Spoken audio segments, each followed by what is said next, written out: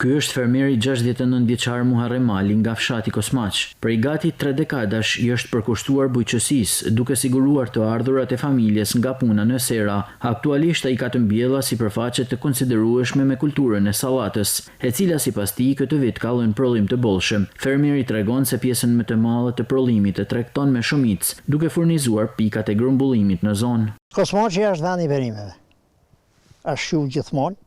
Na kena edhe eksportu dikur, e kena qo për Gjermani, edhe domate, tu është furnizu, tregu. Edhe sot, kam gjetë një këtë metodë, me ta sera, 2 dëllim sera, ka lej për bukuri. Kryesisht salad. Ku e tregtoni? Vetëm këtu, me shumicë. Është toka, edhe klimin po, a zbut shumë se dikur ka frënë, një mulon, a ka ba dëm dikur, është e vërtet. Që ka pas mulon, pa të është a zbut hera, a zbut klima kretë.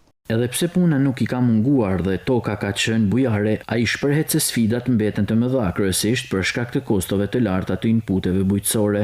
Shteti mundet me na kriju ne me këta inputet bujqësore, qoftë të helmet, herbicide, pesticide, dikush penalizohet me këta punë, ai s'fërkat.